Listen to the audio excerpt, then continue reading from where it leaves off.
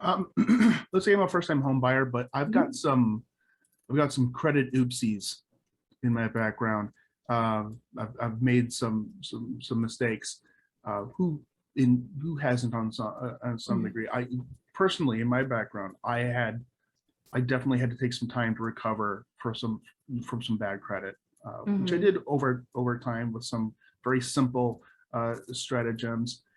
What kind of credit, like, can you share what kind of credit I do need in order to qualify for a loan? Like, how does it have to be 800? Like, tell me more about that.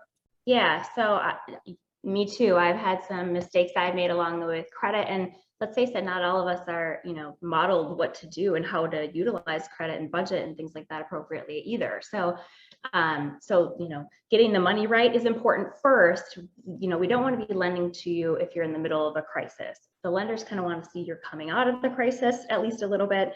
The credit score doesn't have to be as strong as a lot of people think for you to get qualified for a home purchase.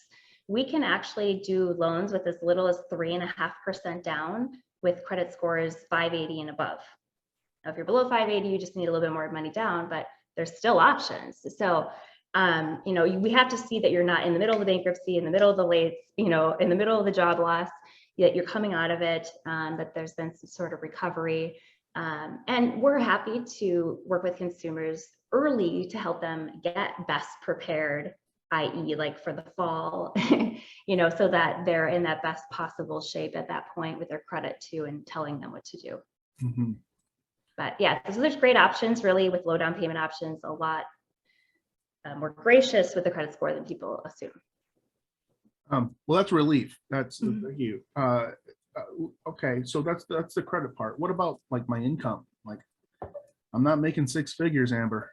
I'm a Well, first time home and buyer. you I'm don't not. have to. I mean, I have employees that are literally first time home buyers and in their early 20s and doing this. So you do not have to be making a ton of money. I bought my first home in college, Mhm. and I was working full time in college, and so it wasn't a big salary, I promise you then. And I had roommates and stuff like that. So there's a lot of ways that we can get creative to become to make it work for people. The younger you start with home ownership, really the better you're going to end up later in life.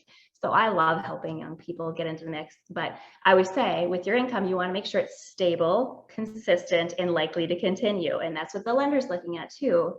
Mhm. We don't want your income to be, part-time, seasonal, things that are going to have a defined end.